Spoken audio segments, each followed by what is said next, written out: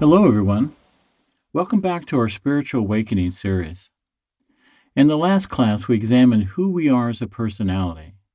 And we did this by deconstructing our personality in order to better understand the individual elements we ourselves have used to construct it.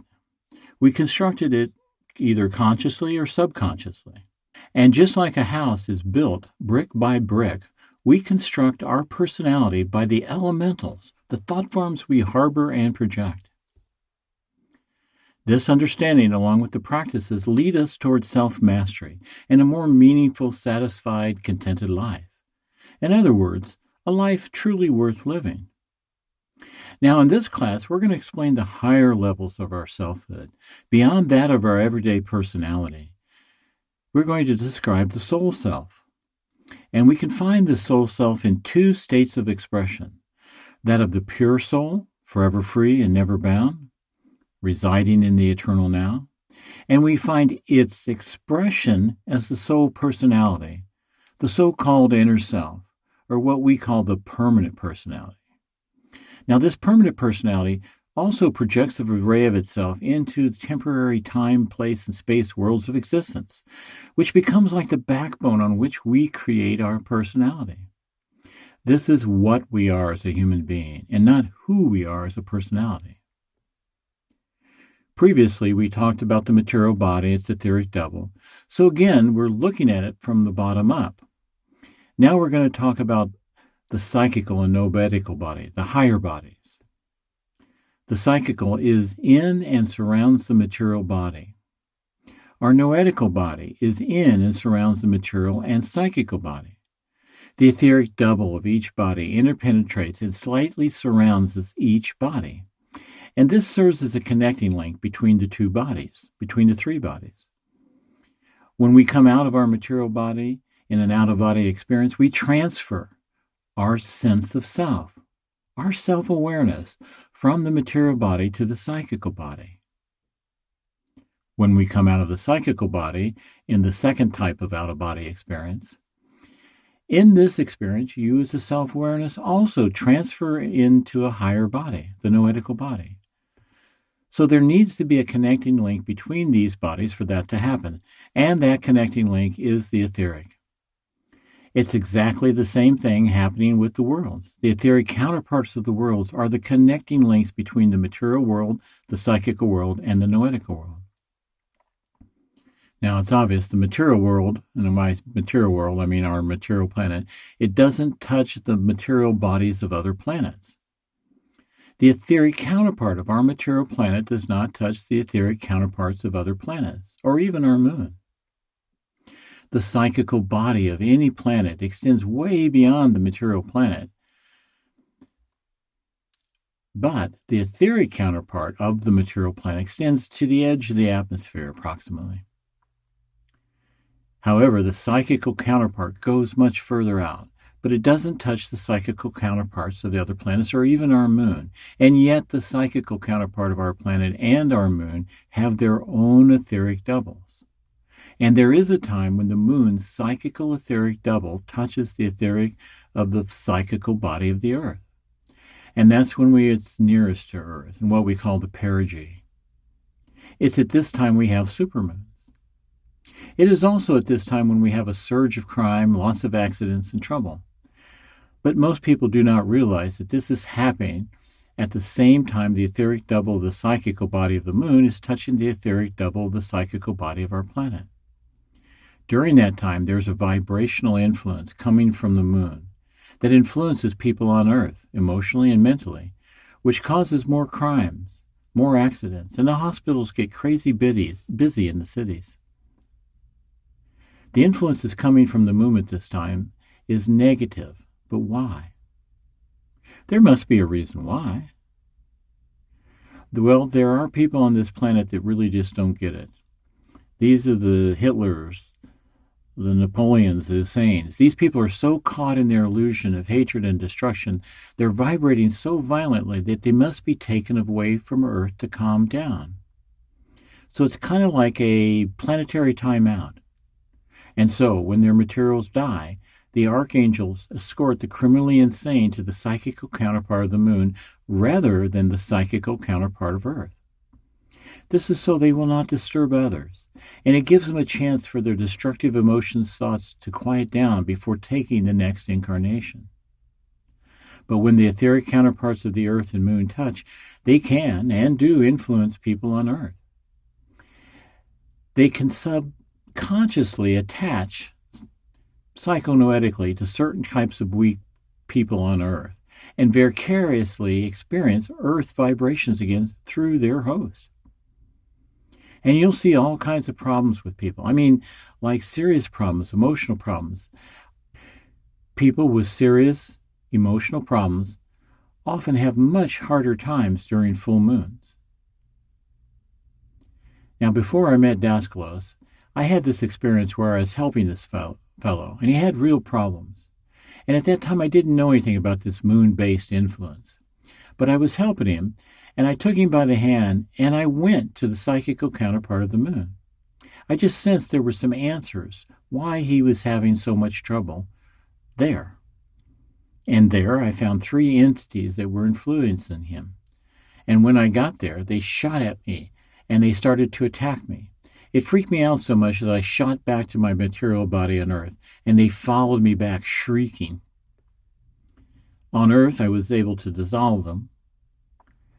But then 5 years later, I read what Daskalos had said about all this, and I looked up the date when that experience happened to me, and it was when the moon was the closest in perigee. The departed who are detained on the moon have a demonic energies. So it's not only from this story, it's my own direct experience too. Now the archangels have given them this long period of time out to calm down their psychical body in a devoid place where they can't influence other people. Think of this as like a maximum security hospital where the inmates are watched and their creations, their destructive creations, are constantly dissolved by the archangels. Again, this is to quiet down their maniacal thoughts, desires, and feelings before reincarnating to face the very same lessons they did not learn in their last incarnation. Now, moving higher in terms of vibration, we come to the noetical body and the noetical counterpart of the material Earth. Now, the noetical counterpart of Earth does touch the noetical counterparts of other planets and solar system. The noetical world or universe is throughout this entire solar system and galaxy. So when you hear stories about ET beings coming from other galaxies to Earth, don't imagine they fly through 3-dimensional space to get here. Do not imagine they travel through the psychical world either. You even hear some people say, oh, I was in my psychical body and I visited another planet. That's just not true. It's just not possible because the psychical bodies of other planets don't touch. You can go to the moon during that time of perigee, but interplanetary travel comes through the noetical because all that's connected. At the noetical level, travel is just a matter of attunement. So the ETs come up out of the material bodies in exomatosis through the psychical into the noetical level and then lower their vibrations and come down to the exact location on material planets they've attuned to. This travel happens faster than the speed of light. It actually happens at the speed of thought. And that's how ETs travel. Our noetical body and the noetical world also has its etheric counterpart. It is the etheric counterpart that connects the noetical with what we call the noetic. But you can't really call it a body like we think of a body. For one thing, because it's noetic, it's everywhere. And because it's an emanation that comes from the passing of our spirit ray through the eternal human archetype. We're going to talk way more about this and how this works, but it's a reflection of the human idea from the divine state. So it's a reflection and not a solid body. We don't have any bodily forms like we think of till the noetical plane. And of course the psychical plane and the lower vibrations, we have the material bodies. But our bodies are made up of materials from the dimensions of that world. In other words, the material universe, we have the material elements. The psychical universe gives us psychical substance. And we have the noetical substance and supersubstance of the noetical universe. When you're in your psychical body, there's a substance that's giving the sense of solidity. So let's talk about what solid is. Right now, you're sitting on a chair that feels totally solid to you. But how solid is your chair? Well, they're made of atoms, which have a nucleus and orbiting electrons. But each atom of that chair is 99% empty space. Similarly, our solar system has a sun that is the nucleus of our solar system, and it has many planets orbiting around the nucleus of our sun. But again, the whole solar system is also 99.9% empty space. It seems so big, but really it's mostly empty. And when I say empty space, I'm saying it's empty of matter, but it's not empty of energy. The energy in the background of space is the zero-point energy that everyone's trying so hard to harness. At a higher rate of vibration, that energy is also in the cosmic rays. Solar systems and atoms are both 99.9% empty space. But don't think this is a coincidence. It's part of the divine plan. It's the nature of the reality in the third dimension. So if the atoms of matter are so empty of matter, what are you really sitting on? Why don't you fall through the chair you're sitting on if it's 99.9% empty of solid matter? And why does it feel so solid to you? Would it be solid to a psychical body? No. Would it be solid to a noetical body? Definitely not. So why do material things feel solid? They feel solid because our material bodies are vibrating at the same rate as other material things. So there's this electromagnetic bond, scientifically speaking, between the molecules and atoms, and all that creates a sense of solid. So if a person would fall off the building to concrete, it's not the force of gravity that killed them. It's the force of those electromagnetic bonds, because they're so tight, and because our bodies vibrate at that rate too. Now, being in the psychic world at a higher rate of vibration, solid matter would not be solid to our psychical body. Our psychical hand would pass through gross matter, just as our material hand passes through psychical substance. It's the same way with the noetical. It's all about degrees of vibration that determines what feels solid to us. Now, Plato was trying to teach this to us a long time ago. 2,400 years ago, he gave an example in what he called the correspondence of numbers.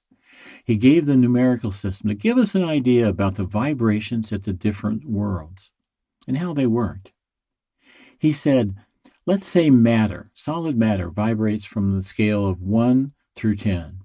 1 being the hardest thing, like a zirconium diamond or something, and 2 and 3 maybe like water or something like that. With fire and ether, maybe 9 and 10. Then in the psychical world, there's a correspondence, a corresponding numerical system which represents the vibration in that world. So now in the psychical planes, the heaviest thing, the densest thing is given the number of 11. Then 12, 13, 14, to the lightest thing of 19 or 20. And you flip it again, and on the noetical plane, it's now 21, 22, 23, all the way to 30. So this is the correspondence between the vibrations of solid, liquids, gases, fire, and ether in each of the 3 worlds of existence. What does the psychical world really look like? Well, it looks like this world, only much brighter. There's rivers, rocks, mountains, trees, buildings, much more abundant light. And where do we get the building from?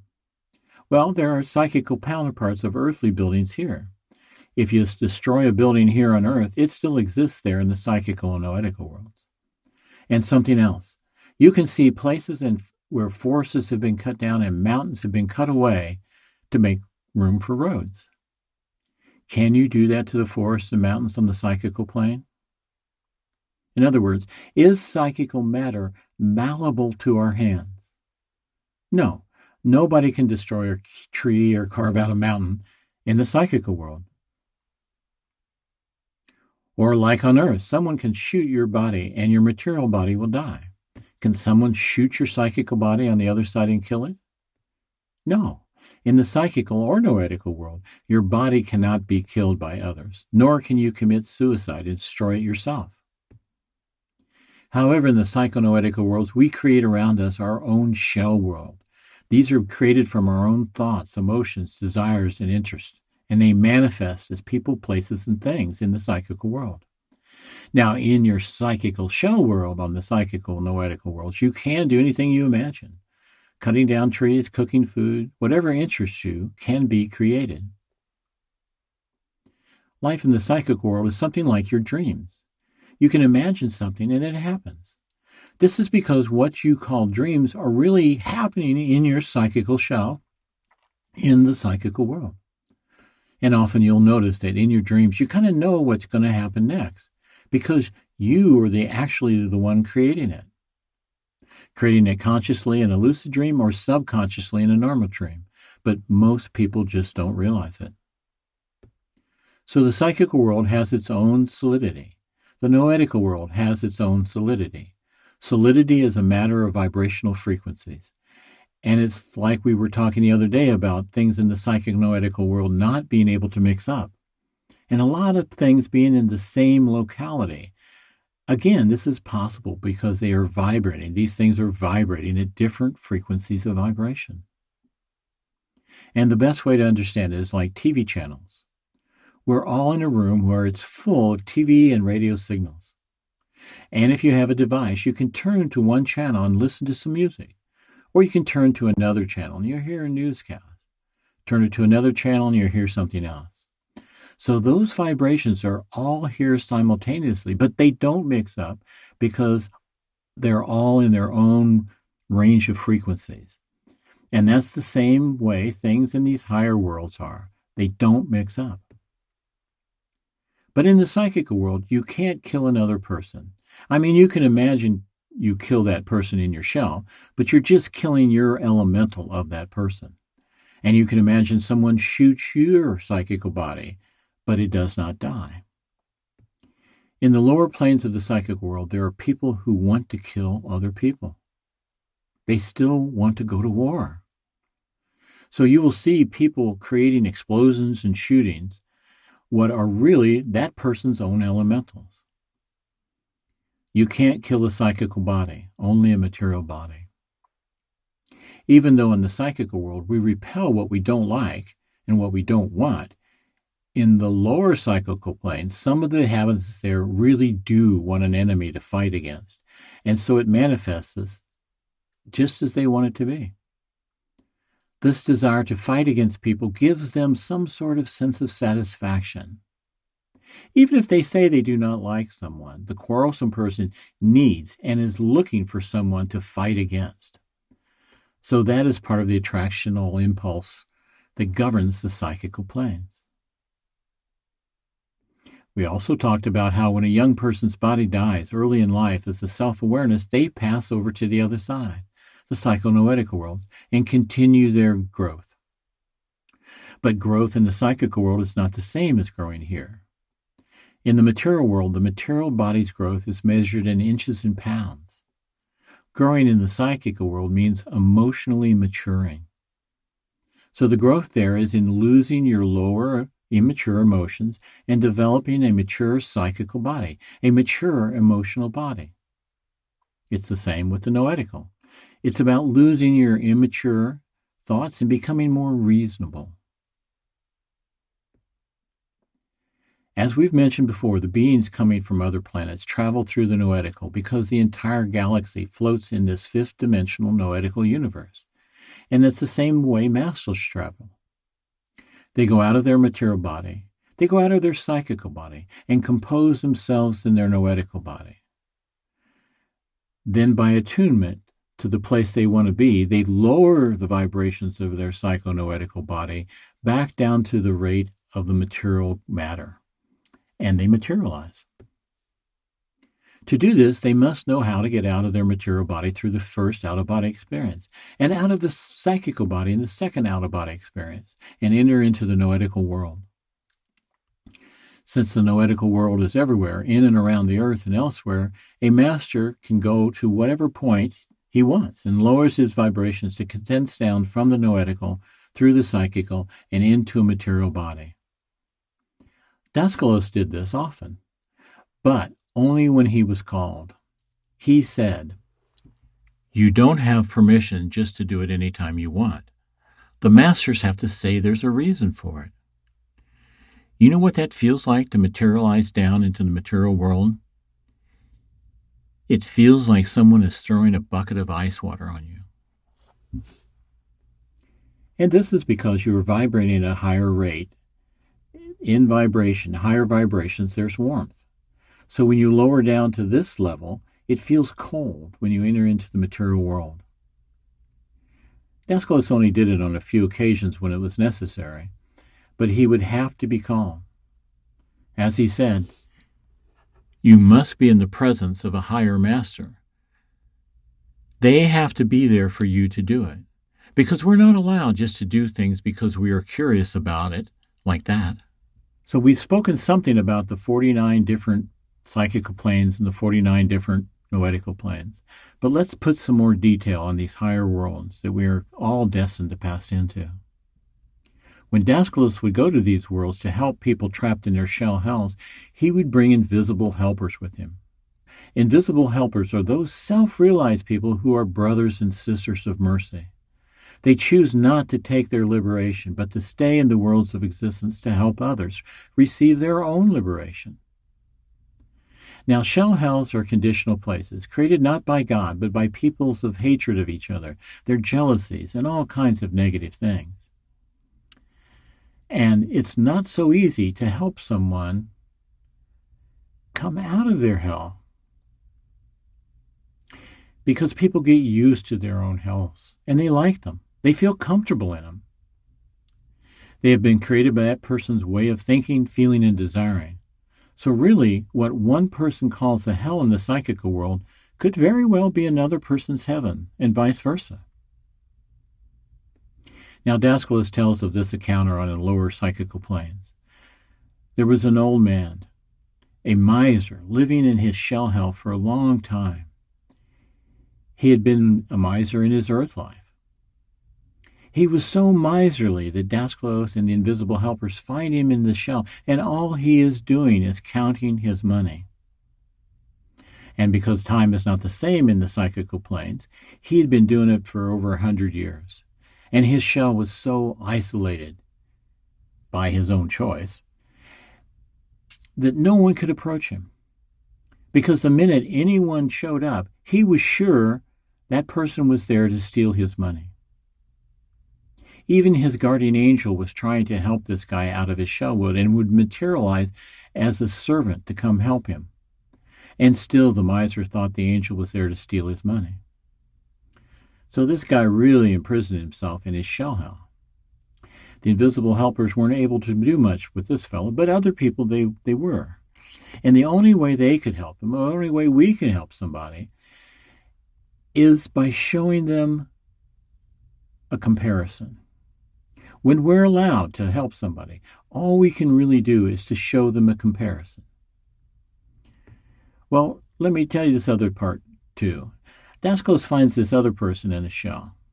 And this guy has just been in his emotional mess for 100 years or 70 years, something like that, a long time.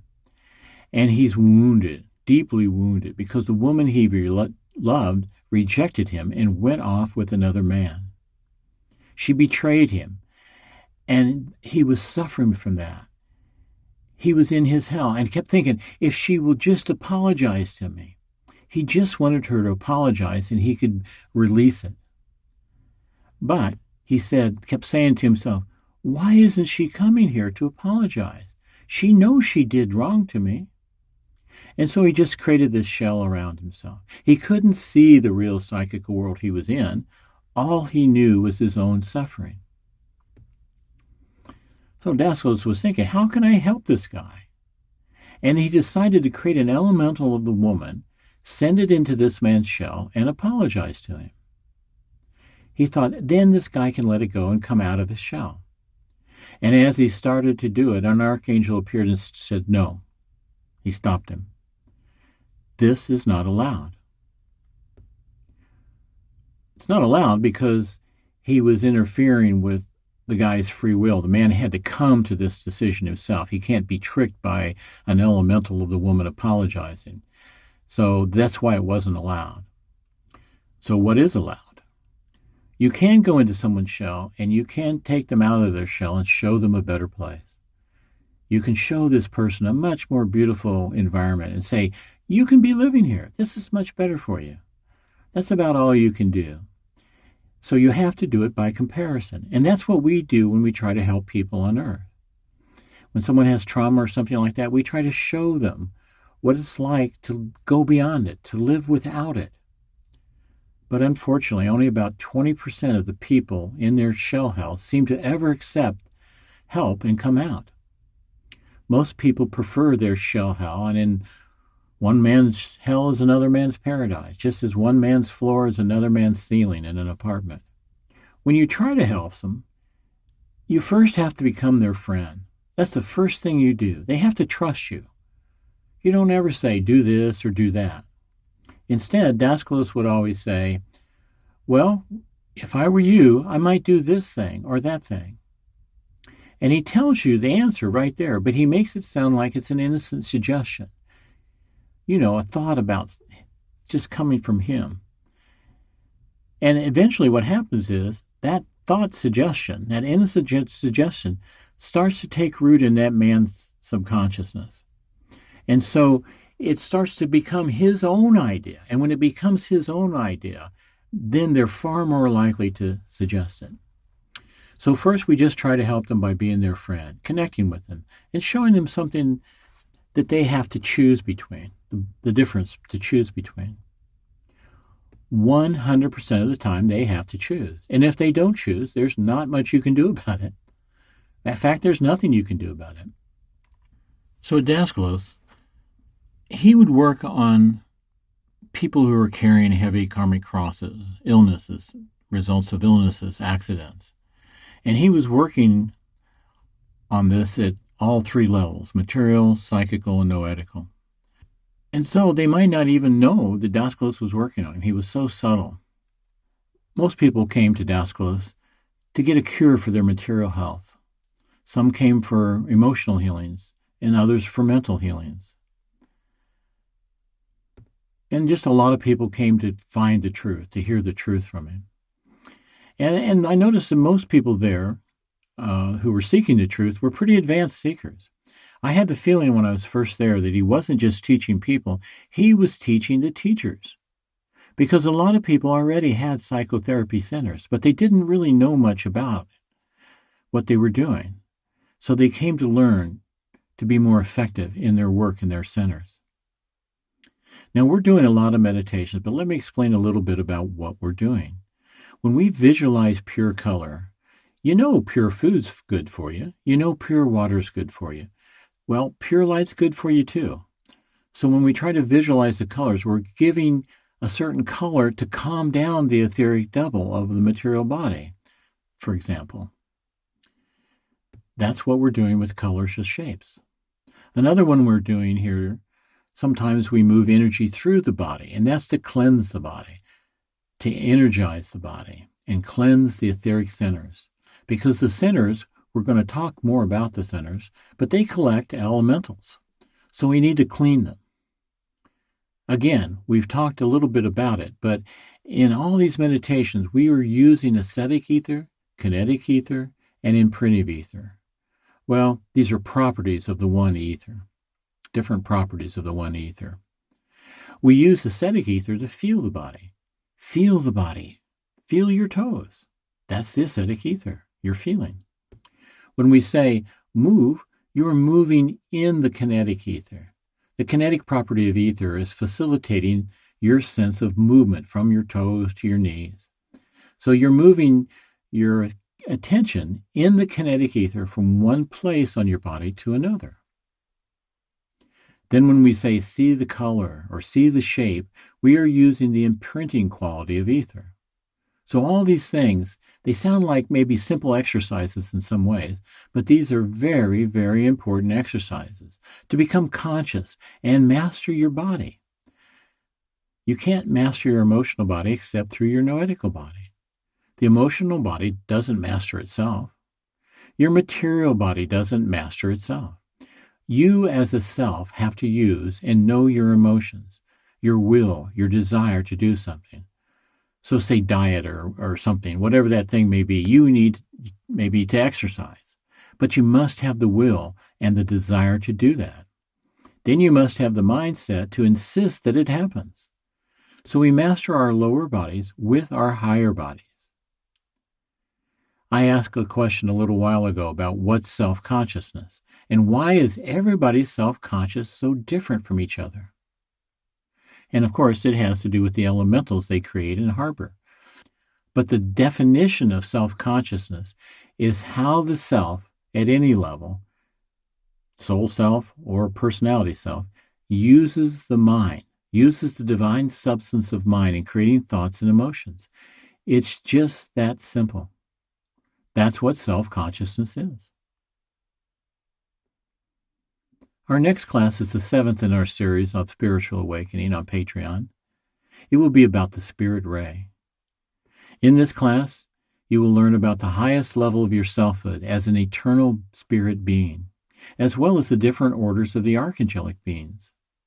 We will also trace our first ascent in the process of humanization of our spirit ray into the worlds of existence. And you will discover how certain orders of archangels accompany us from our first ascent to Earth, and how they remain with us through all our incarnational journeys on Earth and the worlds beyond. You'll be happy to find out they are always with us, they always serve us, and they are always willing to share their knowledge with the sincere seeker of truth. Thank you for listening. We hope to see you next time.